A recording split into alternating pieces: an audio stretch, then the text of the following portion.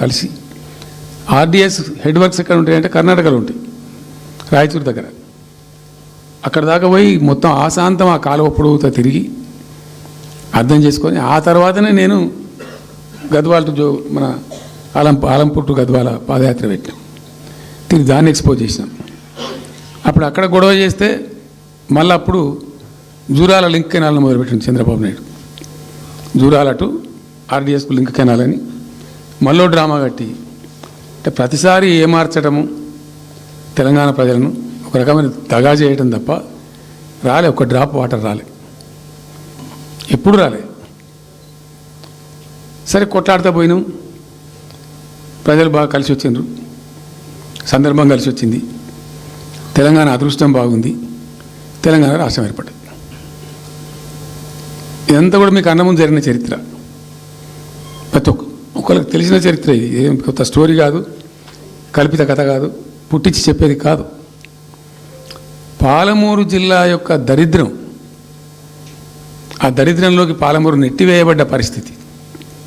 నేను అందుకే ఊకే మొత్తుకునేది కదా, తెలంగాణ వెనుకబడ్డ ప్రాంతం కాదు, వెనుక పడేయబడ్డ ప్రాంతం, వెనుకకు నెట్టివేయబడ్డ ప్రాంతం అని చాలాసార్లు చెప్పేది. నేను వందల ఉపన్యాసాల్లో చెప్పినాం. అది ప్రూవ్ టు బి కరెక్ట్. దాని తర్వాత ఎక్కడి దాకా పోయిన పరిణామాలంటే, పాలమూరు జిల్లాలో ఎండాకాలం వచ్చిందంటే గంజి కేంద్రాలు పెట్టేది. ఏడిసినాం మేము ఒకరోజు. గంజి కేంద్రాలతోని పాలమూరు, ఎందుకంటే యువకులంతా పాపం వలస ఉన్న ముసలి వాళ్ళు చచ్చిపోడు, తిండి దొరకక, దానికి గంజి కేంద్రాలు పెట్టి కమ్యూనిస్ట్ పార్టీలు వాళ్ళు వచ్చేది కొంత అడావుడు చేసి ప్రజలకు కొంత గంజి పోసే ప్రయత్నం. చివరి గంజి కేంద్రాలు పెట్టే స్థాయికి దిగజారిపోయింది పాలమూరు. కృష్ణా నది 300 కిలోమీటర్లు పారే జిల్లాలో చాలా దారుణం పోయింది. లివ్వ అంటే కేటాయింపులు ఉన్నాయి, పత ఉంది, కార్ఖానా ఉంది, అప్పర్ కృష్ణా పేరుంది, తుంగభద్ర కాలువ పేరుంది, రకరకాల భీమా ప్రాజెక్టు పేరుంది, అన్నీ ఉంటాయి కానీ రాదు. చూడడానికి మళ్ళీ ముఖ్యమంత్రి దత్తతలో ఉంటుంది కానీ రాదు, ఏమీ రాలే. ఇంకా అందంగా ఈ ప్రాజెక్టులను, నేను కూడా అప్పుడు తెలుగుదేశం పార్టీలో పనిచేసిన కదా, ఈ ప్రాజెక్టులకు పెండింగ్ ప్రాజెక్టులను పేరు పెట్టిన ఒక టైటిల్ గొప్పతనంలాగా పెండింగ్ ప్రాజెక్టుల జాబితాలో వాటిని తోసేసి పాలమూరున ఆ గతికి తెచ్చిండ్రు. సరే రాష్ట్రం వచ్చింది. వచ్చిన తర్వాత జరిగింది ఏంది, టోటల్గా మేము సమీక్ష చేసుకున్నాం. గోదావరి ఏంది, గొంగడి ఏంది, కృష్ణ అయింది, మనకు రావాల్సిన వాటా అయింది, దగా జరిగింది ఎక్కడ, ఎట్లా సరిదిద్దాలా, ఎట్లా మన ప్రయాణం ముందుకు పోవాలా, ఏం జరగాలి అని ఆలోచన చేసినాం. చాలా తీవ్రమైనటువంటి మదన పడ్డాం. టాప్ ప్రయారిటీలో ఈ జిల్లా ఆదుకోవాలి మనం, అత్యంత భయంకరమైన కరువు ఉంది ఇక్కడ, కొంచెం లైన్లో పెట్టుకోవాలి. ఇప్పుడు మన సొంత రాష్ట్రం కాబట్టి మనకు ఆ ఇబ్బందులు ఉన్నాయని చెప్పి మా ప్రస్థానం ప్రారంభించాం. మొట్టమొదలు యుద్ధ ప్రాతిపదికన ఏవైతే పెండింగ్ ప్రాజెక్టులను పెట్టినరో వాటిని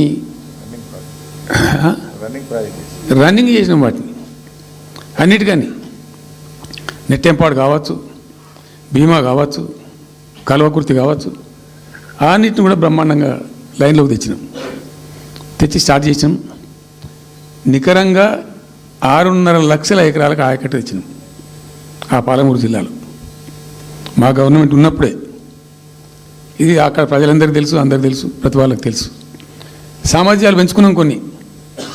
నెట్టెంపాడులో భాగంగా ఒకటి రేలంపాడు రిజర్వాయర్ ఉంటుంది, అది జస్ట్ 1.5 TMs, 1/4 to 2 TMs అది ఉండే. నేను రివ్యూ చేసి అక్కడ రైతులతో మాట్లాడి, మీకు పంట పండదు, కష్టమవుతుంది కాబట్టి దీన్ని కొద్దిగా పెంచాలని చెప్పి డబుల్ ద సైజ్ చేసినాం, 4 TMs చేసినాం, పంట పండాలి కాబట్టి. అట్లా రకరకాల చర్యలు తీసుకొని దాని ద్వారా ఆ కల్వకుర్తి లిఫ్ట్ ఇరిగేషన్ ద్వారా, ఈ నెట్టెంపాడు ద్వారా, భీమా ద్వారా, భీమా phase 1 phase 2 ద్వారా అన్నీ కలిపి 6.5 లక్షల ఎకరాలకు. వాస్తవం చెప్పానంటే ఎంత దుఃఖభాజనం అంటే, ఎంత బాధాకరం అంటే, కృష్ణానది 300 కిలోమీటర్లు ప్రవహించేటువంటి పాలమూరులో 30,000 ఎకరాలు కూడా పారకం లేదండి. ఆర్డీఎస్ అన్నీ కలిపి లేదు, అసలు రావు, నీళ్ళు రావు, కాలువ లేదు, పొలం లేదు, ఏం లేదు. అందుకే అది వలసల జిల్లా అని పేరు ఎందుకు వచ్చింది పాలమూరుకు? ఎందుకు వలస పోతారు ప్రజలు? ఇంత కంపల్సరీ